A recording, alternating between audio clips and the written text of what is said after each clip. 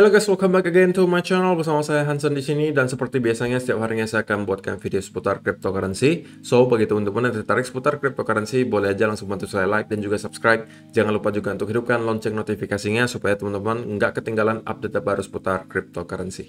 Oke, pada hari ini guys, kembali kita akan bahas seputaran Bitcoin lagi, dan seperti biasa kita akan mulai dari CoinMarketCap terlebih dahulu. Pada hari ini secara global market cap crypto berada di angka 2,18 triliun dolar atau turun sekitar 3,5%. Nah, Bitcoin sendiri berada di angka 46.600-an, turun 2,9%, Ethereum 3.656, Binance Coin $515, kemudian Solana $170, Cardano 1,32, XRP $0,82, Terra Luna $81, dan Polkadot berada di urutan ke-10 dengan harga $26,46.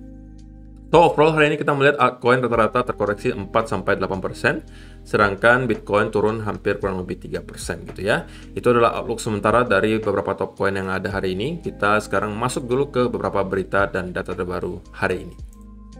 Oke, pertama di sini dikatakan Bitcoin slumps to below 48K ahead of 6 billion options expiry. Jadi teman-teman, besok kita udah di hari Jumat lagi, dan biasanya di hari Jumat memang ada Bitcoin option expiry.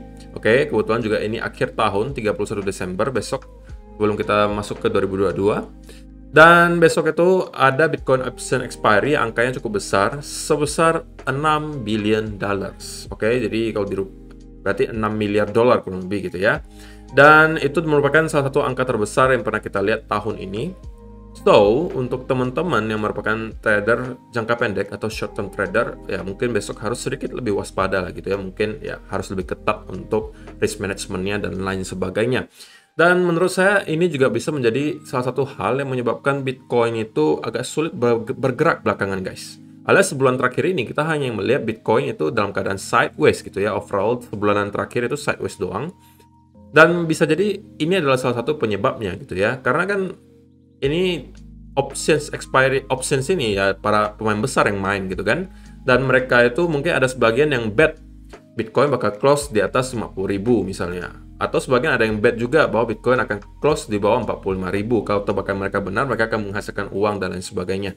Nah, mungkin itu juga yang menyebabkan Bitcoin sebulanan ini ya ditarik naik turun, naik turun, naik turun.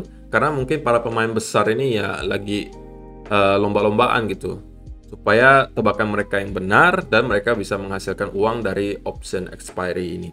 Jadi itu adalah pesan saya gitu ya untuk area short term trader. Besok ada option expiry yang cukup besar. Yang mudah-mudahan setelah selesai option expiry ini keadaan market kembali normal dan kita bisa melihat momentum lagi gitu ya. Ya baik itu ke atas ataupun ke bawah lah, karena bosan banget gitu ya guys kalau kita setiap hari cuma ngelihat Bitcoin bergerak antara range 46 sampai 51.000. Kita udah cukup lama berada di area ini, dan saya rasa udah saatnya lah kita udah bosan juga di area tersebut, dan kita at least lah melihat ada pergerakan baik itu ke bawah ataupun ke atas supaya lebih exciting gitu ya. Jadi itu adalah pertama. Kedua, dari Will Clemente di sini dikatakan the average of Bitcoin being spent is declining. Smart money, older or more experienced market participants sell tops not bottoms. The last few weeks they aren't selling. Jadi pada intinya yang mau dikasih tahu oleh Will Clemente adalah dia melihat data ini entity adjusted ASOL. Dia mengatakan bahwa belakangan ini orang-orang yang jualan itu adalah orang-orang yang baru membeli Bitcoin-nya. Sedangkan long term holder itu rata-rata masih pada hold gitu ya. Ini juga adalah data yang kemarin udah sempat kita singgung juga dengan data on-chain lainnya gitu ya. Ini juga data on-chain satunya bernama entity adjusted ASOL.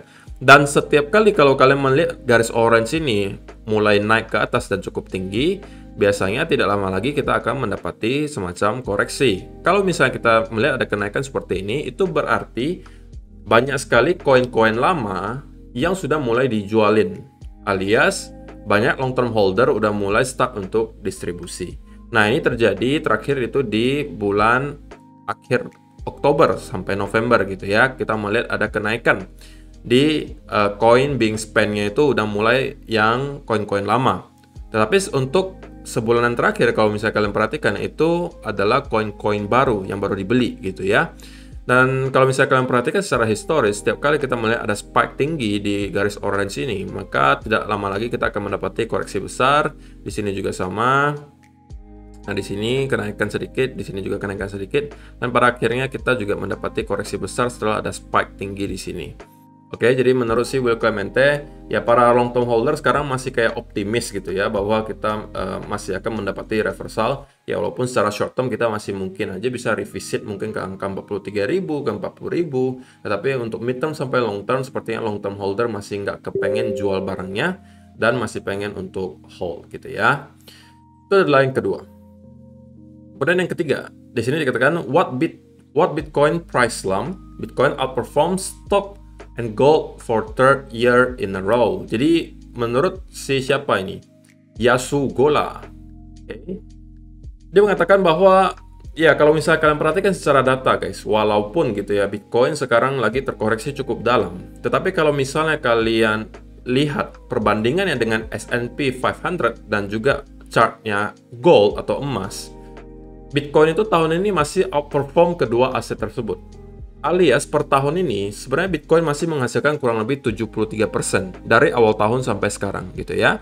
Tapi kalau kalian bandingkan dengan S&P 500 itu hanya menghasilkan kurang lebih 28%. Sedangkan gold itu malah minus 7% gitu kan. Jadi walaupun kita melihat koreksi dalam sekarang yang terjadi, tetapi kalau kalian lihat secara data statistik gitu ya, Bitcoin itu masih outperform secara gain, outperform S&P 500 dan gold gitu.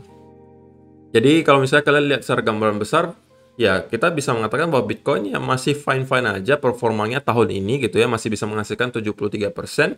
Cuman karena kitanya aja yang sebagai investor cryptocurrency sudah terbiasa akan adanya pergerakan yang 100%, 200%, 300%, 400%, kemudian pergerakan atau kenaikan sebesar 73% atau 50% itu bagi kita nggak ada apa-apanya gitu. Tetapi kalau misalnya kalian merupakan investor di saham ataupun di gold, ada kenaikan sebesar 50% saja, itu sudah adalah pencapaian yang sangat luar biasa gitu, khususnya di gold guys.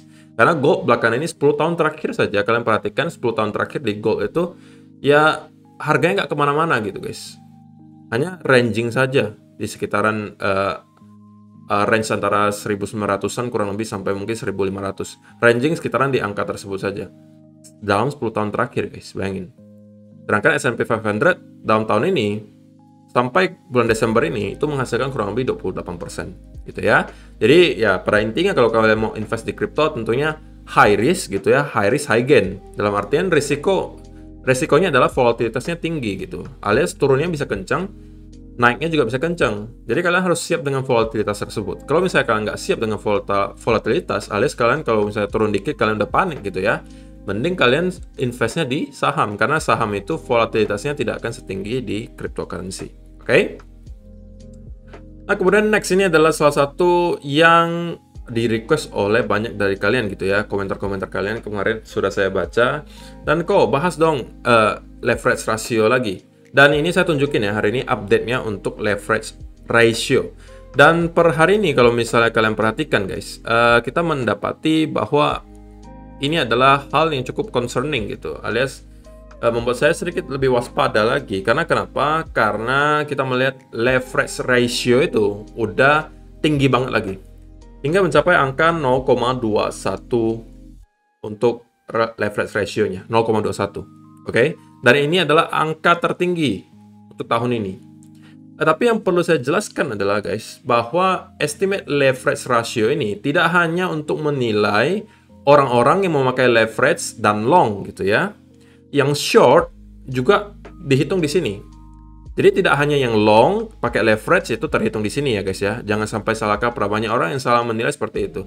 Banyak menganggap bahwa ini ketika ini naik maka berarti sudah banyak orang yang membeli memakai leverage. Tapi orang yang jual pakai leverage juga ini juga terhitung di sini. Dalam artian ketika kita melihat chart ini naik, itu hanya berarti satu gitu guys. Berarti sekarang investor alias traders itu lagi memakai resiko yang lebih besar, alias memakai leverage yang lebih besar. Tapi tidak dalam artian mereka semuanya long gitu.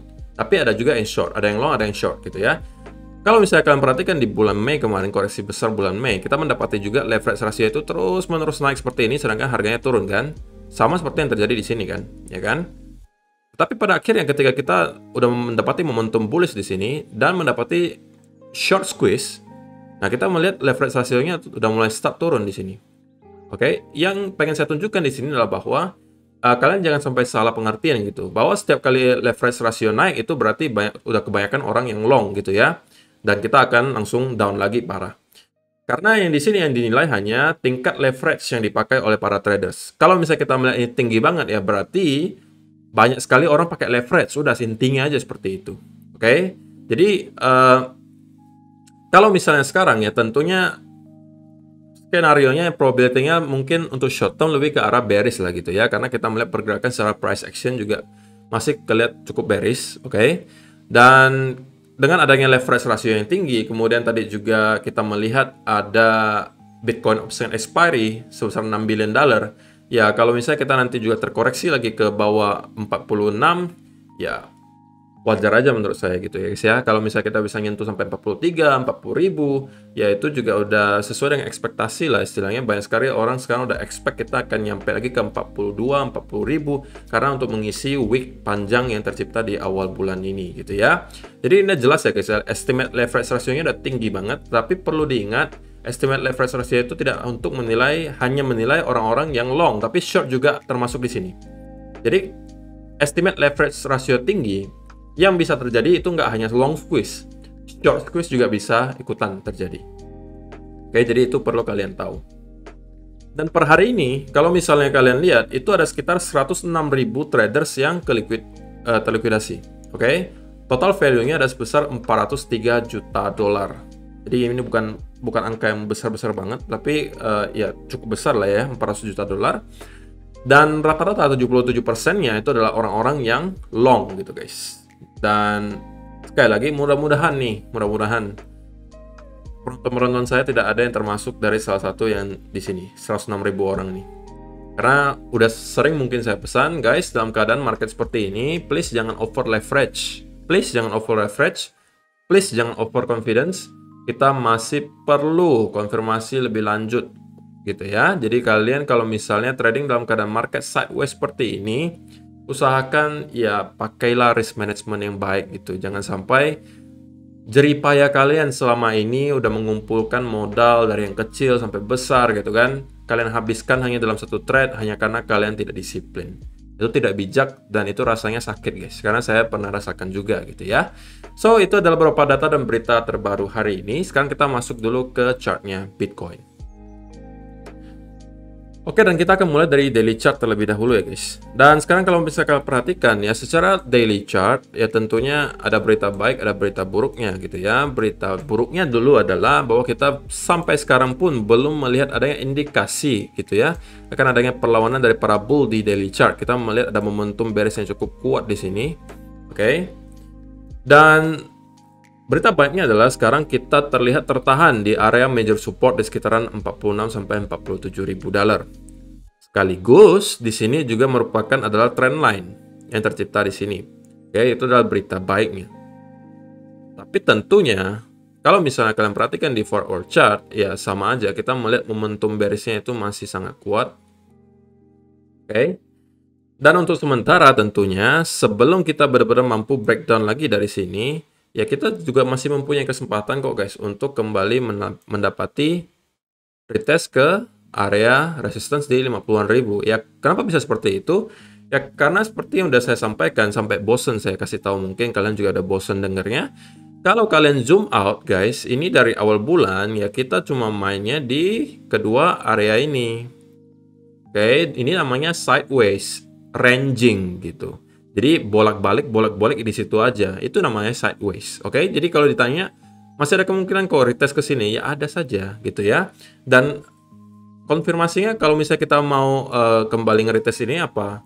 Ya yang perlu dilakukan tentunya sekarang kita harus mendapati bukti dulu gitu ya bahwa para bull udah start masuk lagi di sekitaran area major support di sini. Mungkin hal pertama yang bisa dilakukan adalah tentunya break dari trendline di sini. Oke. Dan ini adalah hal pertama yang harus dilakukan. Yang pengen saya lihat apabila kita pengen kembali nge-retest area di sini adalah tentunya sebuah impulsive move. Oke, atau pergerakan yang masif seperti ini. Oke. Jadi kita mendapati ada impulsive move seperti ini disertai dengan correction atau pattern continuation semacam ini. Nah, kalau ini terjadi, mungkin kita akan kembali nge-retest area 50.000. Tetapi apabila kita naiknya dalam keadaan corrective move seperti ini, atau seperti ini modelnya, seperti ini, ya, kita hanya naik dalam bentuk wave seperti ini, maka probabilitasnya itu akan lebih besar kita akan membentuk lower low baru. Oke? Dan tentunya keduanya kalian perlu konfirmasi gitu. Dalam artian kalau misalnya kita mendapati impulsive move seperti ini diikuti correction, oke, konfirmasinya apa guys?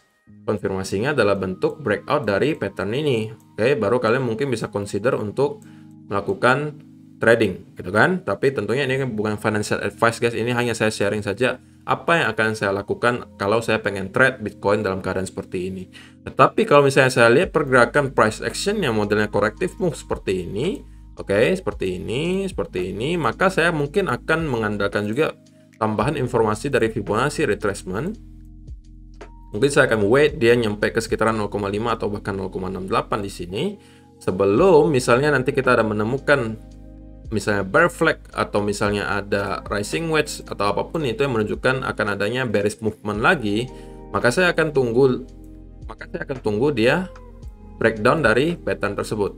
Jadi walaupun kita ada mendapati corrective move, kalian tidak boleh serta-merta langsung sell misalnya karena kalian menganggap itu adalah corrective move gitu ya.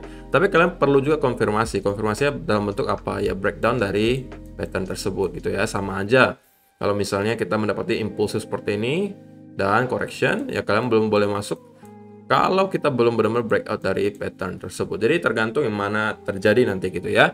Tetapi kalau misalnya kita langsung turun dari sini guys, saya rasa kalau misalnya kita tidak lagi mampu close di atas area ini, oke, alias kita breakdown dari area ini, saya rasa kita bisa akan menuju ke sekitaran area 43.000. Itu sebagai area major support berikutnya. Oke, dan itu adalah hal yang juga udah di-expect banyak orang gitu ya. Bukan ke 43.000, malah nyampe ke 40.000. Karena ini untuk apa? Mengisi wick yang di sini. Oke. Jadi ya, itu aja sih guys untuk hari ini. Secara technical analysis nggak banyak yang bisa saya katakan. Ya selain kita sekarang masih dalam keadaan sideways juga. Jadi kita nggak perlu terlalu excited ketika Bitcoin nyampe ke 50.000. Kita juga tidak perlu terlalu ketakutan ketika Bitcoin di 46.000. Karena apa? Ya memang ini sideways-nya, range sideways-nya di sini. Oke. Kadang-kadang kalau kita lihat itu sentimen di market cepat banget berubah. Ketika market berada di 50.000, wah ini semua ngomongnya udah reversal. Kita akan ke 60.000, kita akan 69. Ketika harga lagi di 46, orang katakannya apa? Wah kita bear market, kita bull trap dan lain sebagainya gitu. Tapi kalau kalian zoom out sedikit, ya ini kita cuma sideways kok guys. Gitu ya, nggak usah diperbesar. Oke? So itu aja sih untuk hari ini guys. Terima kasih yang sudah menonton sampai selesai. Semoga bermanfaat video hari ini, dan kalau misalnya kalian suka mohon bantuan like-nya. Kita akan bertemu lagi di video yang berikutnya. Bye bye.